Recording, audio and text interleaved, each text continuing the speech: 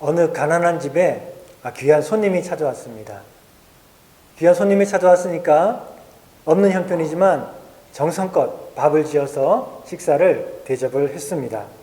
손님이 밥 주발에 담긴 밥을 맛있게 먹습니다. 밥을 맛있게 먹다가 밥이 한 그 주발에 3분의 1 정도 남으니까 거기다가 이제 물을 부었습니다. 보통 이제 남은 밥에 물을 부어가지고 이렇게 남은 걸 다 깨끗하게 먹는 것이죠. 그걸 보자 아까부터 이 손님이 밥 먹는 것을 옆에서 지켜보던 그 집 꼬마아이가 갑자기 울음을 터뜨렸습니다. 밥을 먹던 손님은 놀랬죠. 갑자기 아이가 우니까 놀랐습니다. 이 아이가 왜 울었을까요? 이 집은 가난한 집이기 때문에 끼니 때마다 제대로 밥을 해먹지 못하는 그런 집입니다. 그런데 손님이 왔으니까 없는 형편에 그냥 탈탈 털어가지고 밥을 대접을 한 것이죠. 그런데 보통 옛날에는 이제 손님이 밥을 대접받으면 다 먹지 않고 예의상 남기잖아요. 그렇죠? 그래서 이 아이의 엄마가 얘야, 이 손님이 밥을 남길 거다. 남기면 내가 그거 너 먹게 해줄게 하고 약속을 한 거예요. 자, 그러니 이 꼬마는 지금 손님이 언제 밥을 남기나 이제나 저제나 숟가락을 놓기를 기다리고 있는 거예요. 지금 밥을 먹는데 한 절반을 먹었습니다. 그러고도 계속 먹고 있어요. 아니 왜 숟가락을 안 내려놓지? 빨리 숟가락을 내려놓을 때가 됐는데, 그런데 좀 있더니 한 3분의 1 남았는데 이제는 그만 먹겠지 했는데 거기다가 물을 부었으니까 남은 걸 다 물에 말아 먹겠다는 거잖아요. 그러니 이 아이는 남은 밥 먹을 수 있다는 희망이 완전히 사라져버린 거죠. 그때까지는 그래도 좀 남기겠지. 그래도 좀 남기겠지. 계속 기대를 가지고 밥을 남기기를 바라며 기다렸는데 밥에다가 물을 마는 순간 그 아이가 가졌던 그 희망은 완전히 사라져버리고 마니까 그냥 눈물을, 울음을 터뜨리고 만 것입니다. 옛날에 그 가난할 때 그런 일들이 종종 있었지요. 여러분도 그런 적이 있습니까? 밥 얘기가 아니라 여러분도 어떤 희망을 가지고 있었는데 그 희망이 점점 사라지지만 그래도 되겠지 하면서 그 소망을 붙들고 있었는데 어느 순간 완전히 그 희망이 사라져 버렸을 때 절망한 그런 경험이 있습니까? 데드라인이 다가오고 있는데 그 데드라인 전에 뭔가 문제가 해결돼야 되는데 그래도 데드라인 전에는 어떻게 좀 되겠지 하면서 기다리고 나름대로 기대와 희망을 가지고 있었는데, 그런데 어느 순간 데드라인이 지나버리고 문제는 그대로 남아있을 때 낙심하고 절망해 본 적이 있습니까? 예수님께서 십자가 위에 달려 6시간 만에 마침내 숨을 거두시는 그날 제자들은 아마도 그런 절망을 겪었을 것입니다. 제자들은 예수님이 십자가에 못 박혔을 때 그들은 당황하고 또 절망했지만 그러나 마음 한편으로는 한가닥 기대가 있었을지 모릅니다. 물 위도 걸어오셨던 예수님인데 병자들도 고치시고 심지어 죽은 나사로도 살리셨던 예수님인데 마지막 순간에 뭔가 기막힌 반전이 있지 않을까 하는 그런 희망을 가지고 있었을지 모릅니다. 그러나 예수님께서 십자가에 달려서 마침내 숨을 거두셨을 때, 그리고 마침내 그 시신이 내려져서 세마포에 쌓여서 무덤에 묻혔을 때 그들에게는 이제 더 이상 남은 희망이 없고 완전히 절망해버렸을 것입니다. 그들은 그렇게 희망이 사라지는 그 완전한 절망을 아마도 그날 예수님께서 십자가에 달려 마침내 돌아가시는 그날 그런 절망을 겪었을 것입니다. 관뚜껑에 못 박았다라는 말이 있습니다. 들어보셨습니까? 관뚜껑에 못 박았다.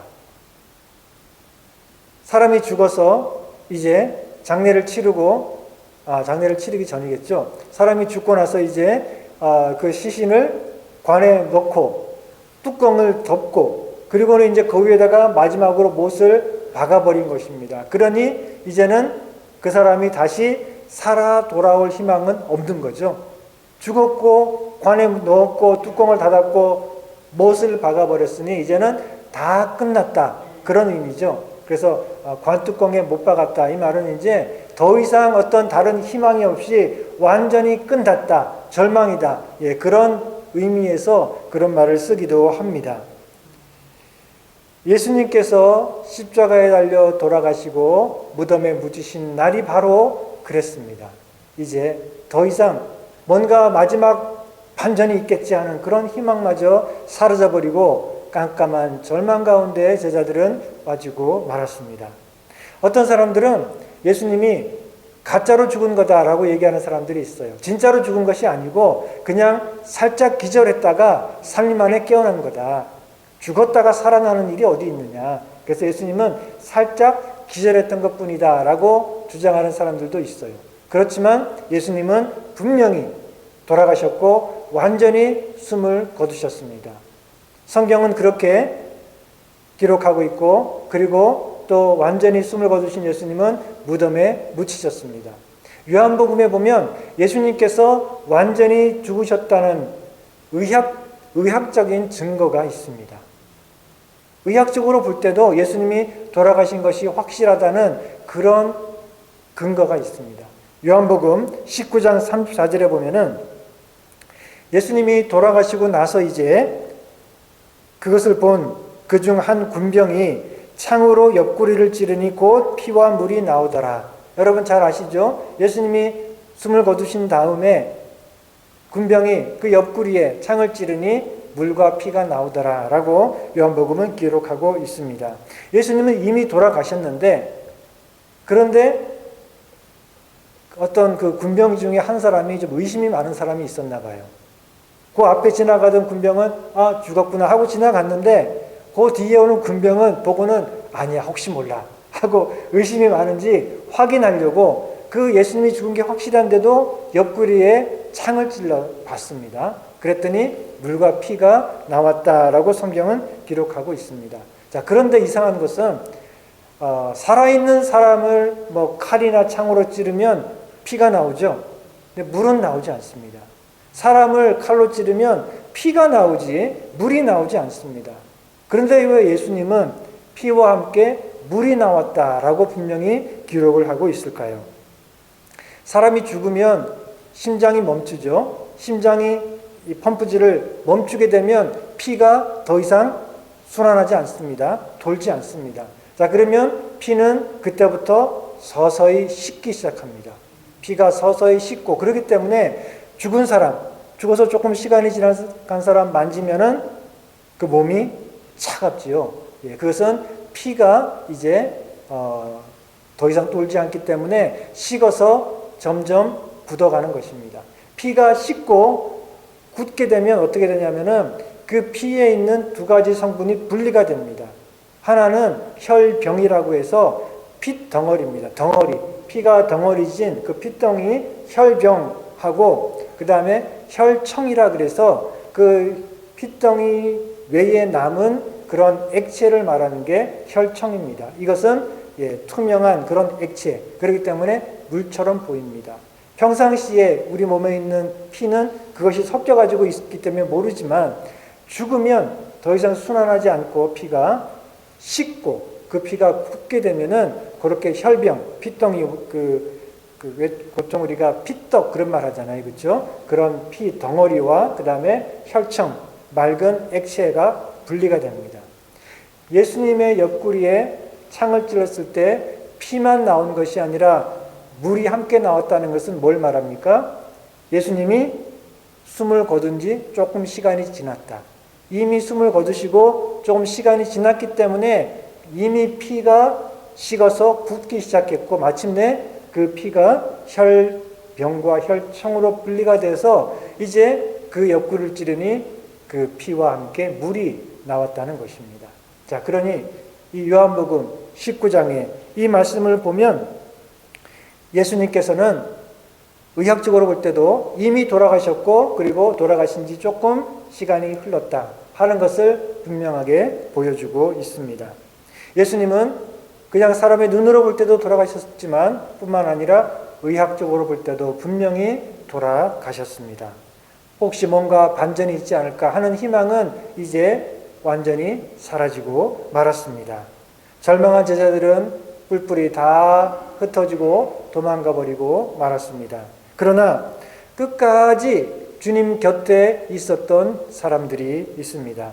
예수님이 반역자로 몰려서 모든 사람들로부터 버림받고 저주받아서 그 십자가 위에서 마침내 돌아가시고 혹시나 하는 신락 같은 희망도 사라지고 숨을 거두고 말았지만 그럼에도 불구하고 계속해서 그 예수님 곁에 있었던 사람들이 있습니다. 우선 요셉이라고 하는 사람이 있죠. 오늘 본문 50절부터 보니까 공회의원으로 선하고 의로운 요셉이라 하는 사람이 있으니 저희의 결의와 행사에, 그러니까 예수님을 죽이려고 하는 그들의 그 결정에 같아 찬성을 하지 아니한 자라. 그는 유대인의 동네 아리마대 사람이요 하나님의 나라를 기다리는 자라니 빌라도에게 가서 예수의 시체를 달라 하여 그를 내려 세마포로 싸고 아직 사람을 장사한 일이 없는 바위에 판 무덤에 넣어두었다라고 말씀하고 있습니다. 요셉이라고 하는 사람, 아리마대 사람, 이 요셉이라고 하는 사람은 산헤드린 공회의 의원이었습니다. 지금으로 말하면 국회의원 혹은 상원의원이라고 할 수 있습니다. 그러니 아주 높은 사람이고 또 존귀한 사람들로부터 그렇게 존경받는 그런 사람이었죠. 산헤드린 공회는 대제사장과 서기관들과 장로들 한 70명 정도로 구성된 그런 의회입니다. 요셉은 바로 그런 의회의 의원들 중에 한 사람이었다는 것입니다. 그는 유대인들로부터 존경받는 그런 사람이고 아주 높은 그런 사람이었죠. 그렇기 때문에 빌라도에게 가서 예수님의 시체를 내어달라라고 요구할 수 있었던 것이죠. 아무나 가가지고 예수님 시체를 내려주시오라고 하면 빌라도가 주겠습니까? 안 주겠죠. 이 아리마대 사람 요셉은 산헤드린 공회의 의원 중에 한 사람이고 그리고 높은 그런 사람, 존경받는 사람이기 때문에 빌라도가 요셉에게 예수님의 시체를 내어 주었던 것입니다. 그리고 그는 오늘 본문에 보니까 선하고 의로운 사람이었다라고 말씀하고 있습니다. 그는 선한 사람, 또 의로운 사람입니다. 산헤드린 공회의 사람들이 모여가지고 예수님을 죽이려고 그렇게 판결을 내릴 때에 요셉은 거기에 찬성하지 않은 그런 선하고 의로운 사람이었습니다. 그리고 그는 하나님의 나라를 기다리는 사람이었다라고 말하고 있어요. 그는 하나님의 나라를 기다리는 사람이었습니다. 그는 부자고 또 높은 사람이기 때문에 마음껏 세상에서의 영광과 또 부귀 이런 것들을 누릴 수 있는 사람이지만 그러나 그의 관심은 그게 아니라 하나님의 나라에 있었다는 것입니다. 그의 관심은 하나님의 나라가 이 땅에 임하는 것, 하나님의 구원을 기다리며 하나님의 의로운 나라가 이 땅에 이루어지기를 간절히 소망하며 기다리는 그런 사람이었습니다. 그런 사람이기 때문에 예수님의 소문을 듣고 궁금했었고 그래서 예수님 말씀을 듣고 그리고 그 예수님을 믿고 따르게 되었습니다. 하나님의 나라를 간절히 기다리며 열망하는 사람이었기 때문에 하나님 나라의 복음을 이 땅 가운데 선포한 그 예수님을 만났을 때 그는 그 예수님 말씀을 믿고 따르는 제자가 되었습니다. 오늘 본문에는 나와 있지 않지만 그러나 요한복음 19장 38절에 보면 아리마대 사람 요셉이 예수의 제자나 유대인을 두려워하여 은휘하더니 아리마대 사람이 예수님의 제자다라고 분명히 말씀하고 있습니다. 그리고 사람들이 두려워서 몰래 예수님을 믿고 따랐다 이렇게 설명을 하고 있습니다. 그는 산헤드린 의회의 그 의원이었기 때문에 예수님을 따르는 제자라고 드러내놓고 밝힐 수는 없었습니다. 만약에 그랬다가는 그 산헤드린 공회에서 쫓겨날지 모릅니다. 그리고 유대인들로부터 비난받고 불이익을 받을지도 모릅니다. 그렇기 때문에 그냥 몰래 주님을 따르는 그런 숨은 제자였다. 이렇게 말씀하고 있습니다. 니고데모도 마찬가지입니다.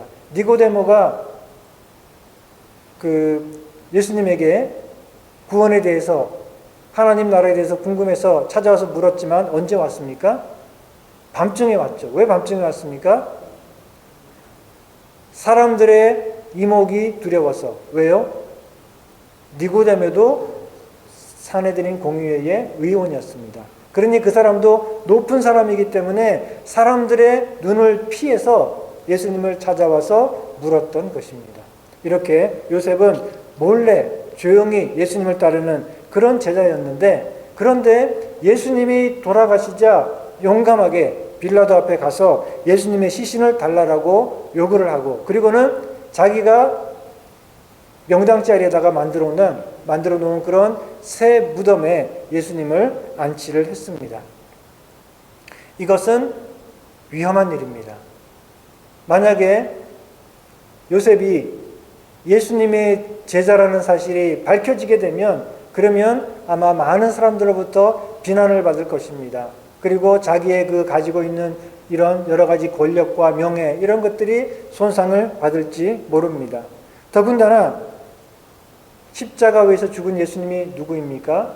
종교적으로 볼 때는 신성 모독자, 하나님을 모독했기 때문에 종교적으로 정죄를 받아서 저주받아서 죽은 자고, 정치적으로 볼 때는 로마 제국에 반역한 그런 역도입니다. 자, 그런 신성 모독자요 반역자인 그 예수님의 제자였다라는 것이 밝혀지면 요셉은 아주 큰 화를 당할지 모릅니다. 그런데도 불구하고 요셉은 자기 가족을 위해서 파놓은 그 무덤에 예수님을 모셔서 안치를 했습니다. 그런데 설상가상으로 3일 후에 예수님의 시신이 사라져 버렸습니다. 예수님의 시신을 누가 가져갔어요? 자기가 가져갔잖아요.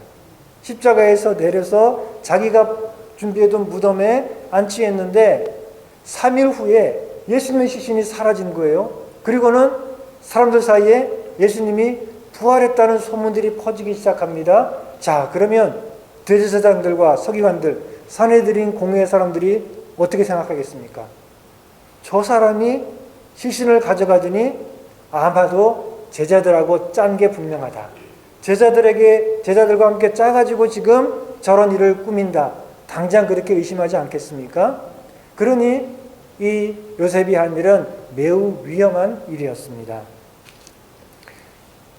전설에 의하면 사실 이 요셉은 정말 예수님의 제자들과 함께 그런 일을 꾸몄다라는 그런 의심을 받고, 그래서 산헤드린 공회 의원의 자격을 박탈당하고, 그리고 감옥에 갇혀서 40년 동안 감옥에 있다가 풀려난 후에는 영국으로 건너갔다. 이런 얘기가 있습니다. 물론 성경에 나와 있는 말씀은 아니고 정확한 것은 아니고 전설에 내려오는 것이지만, 어쨌든 아마 그러지 않았겠습니까? 이 요셉이 그런 위험한 일을 했는데, 그런데 그냥 곱게 묻어들인 걸로 끝나면 모를까? 그 예수님이 부활했다는 소문이 퍼지고 제자들이 나가서 그 예수님을 메시아라고 증거하는 이런 일들이 벌어지니 대제사장들과 그 예루살렘의 종교 지도자들은 얼마나 골치 아프고, 또 저 요셉이 얼마나 정말 얄밉고 또 화가 났겠습니까? 그러니 그 요셉은 그 자기의 자리를 박탈당하고 감옥살이를 하게 된 것이겠죠.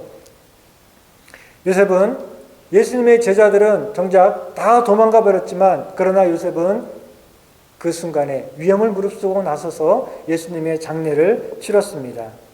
몰래 예수님을 따를 수 있을 때는 굳이 자신을 드러내지 않고 예수님을 믿고 따르던 그런 숨은 제자였지만, 그러나 이제 자기가 뭔가 나서서 해야 될 일이 있는 그 순간에는 주저하지 않고 나서서 예수님의 시신을 달라고 그러고 장례를 치르게 되었습니다. 요셉이 위험을 무릅쓰고 혹시 모를 그런 여러 가지 불이익과 이런 화를 무릅쓰고 그런 일을 할 수 있었던 이유는 무엇일까요? 그것은 바로 요셉이 예수님을 향한 믿음이 있었기 때문입니다.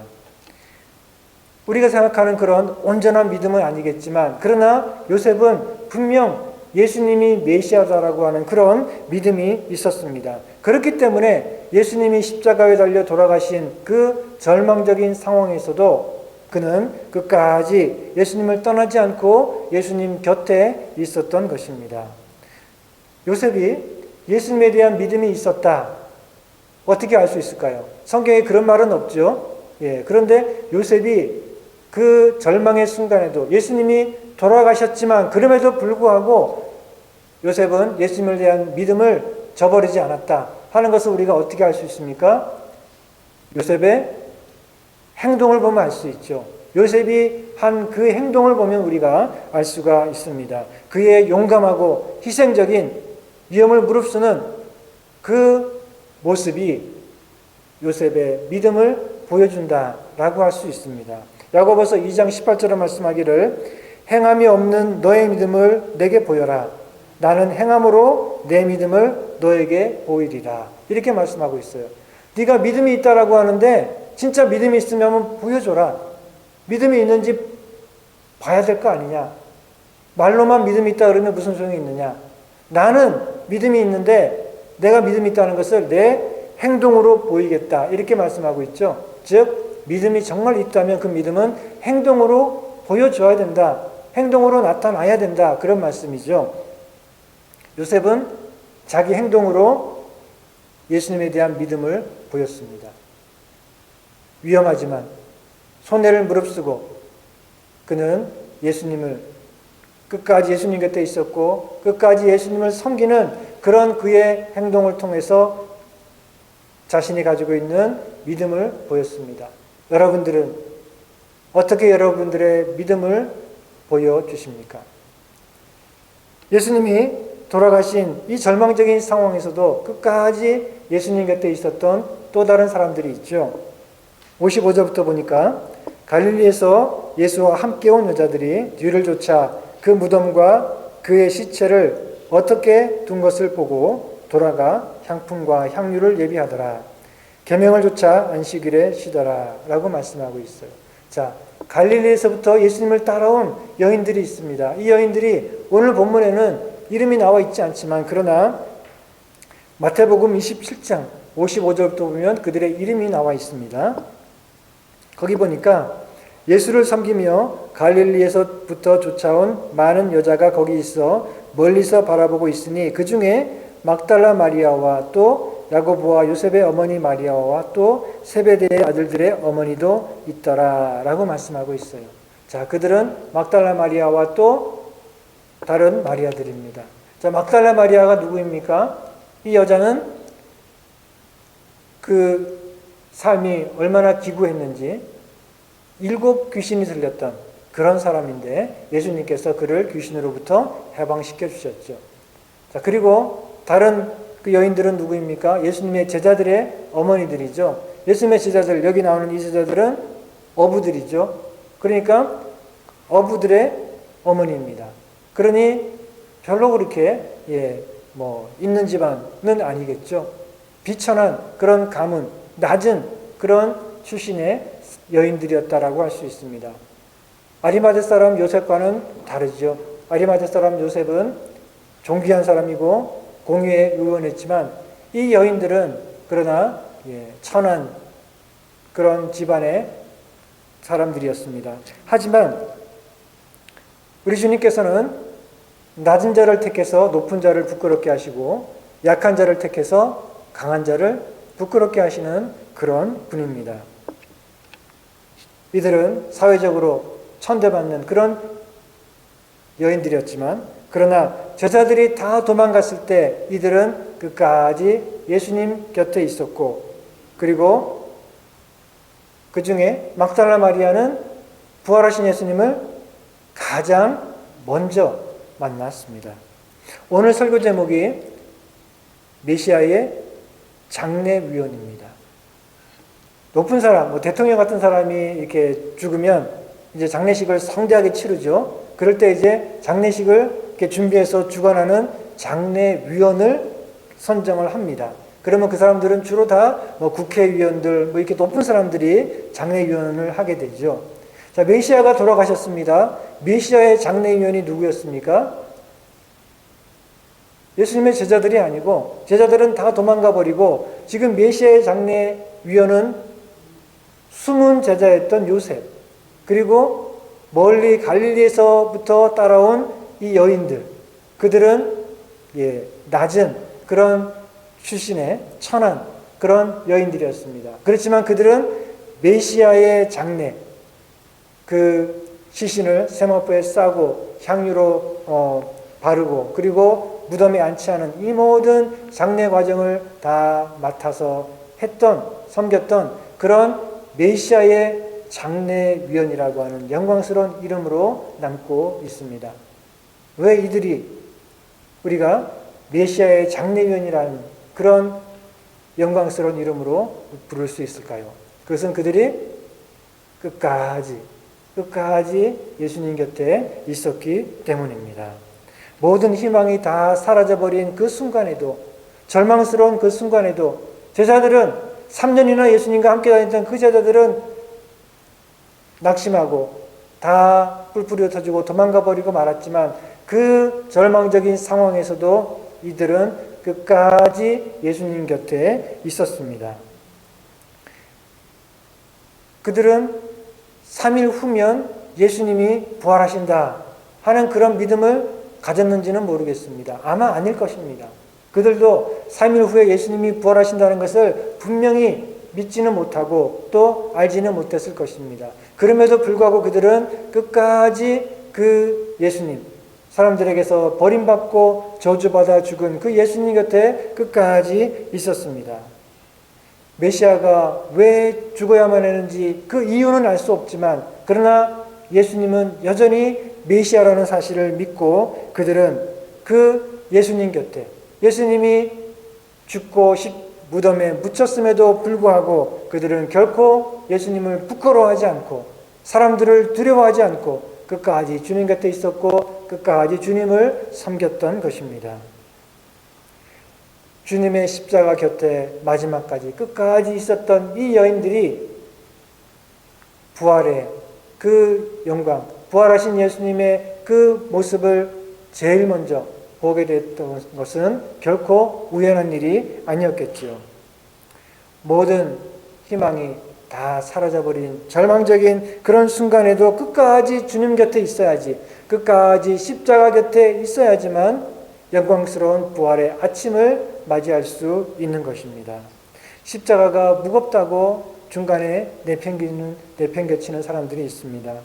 십자가가 두렵다고, 고통스럽다고, 혹은 부끄럽다고 그 십자가를 피하고 또 거부하는 사람들이 얼마나 많습니까? 그러나 우리는 끝까지 좁은 문 그리고 십자가의 길로 행해야지 마침내 영광스러운 부활의 아침을 맞이할 수 있는 것입니다.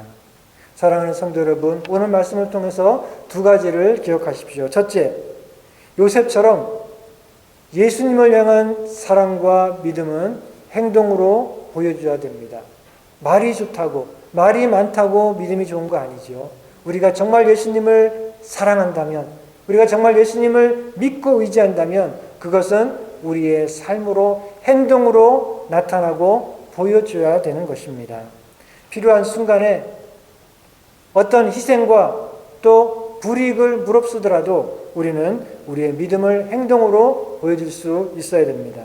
그리고 두 번째, 모든 희망이 다 사라져버린 그런 절망적인 상황에서도 우리는 주님 곁에 머물러 있어야 됩니다.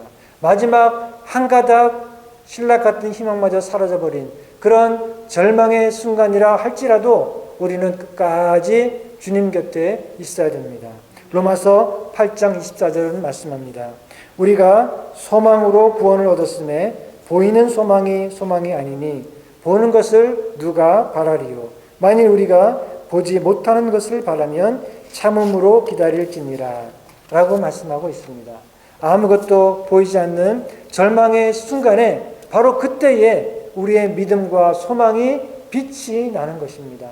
우리가 믿음이 있는지, 우리가 소망으로 사는 사람인지, 그것은 우리가 편안할 때, 문제없을 때가 아니라 모든 희망이 사라져버린 것 같은 그런 절망적인 순간에 마침내 우리가 가진 그 믿음이 빛이 나고 우리가 가진 그 소망이 빛이 나는 것입니다. 요셉처럼, 갈릴리에서 온 여인들처럼 예수님이 돌아가시고 이제 모든 것이 다 끝나버린 것 같은 그런 명백한 절망의 순간에도 데드라인이 지나가 버렸고 관짝의 마지막 못을 박은 후라 할지라도 우리는 주님을 떠나지 말고 끝까지 십자가 곁에 머물러 있어야 됩니다. 보이는 소망이 아니라 우리는 보이지 않는 소망을 붙들고 살아가는 사람들이기 때문입니다. 그래서 우리가 눈에 보이지 않지만 그러나 보이지 않는 그 소망 굳게 붙들고 살아갈 때에 머지않아 영광스럽게 밝아오는 그 부활의 아침을 우리가 다 함께 기쁨으로 맞이할 수 있기를 주님의 이름으로 축원합니다.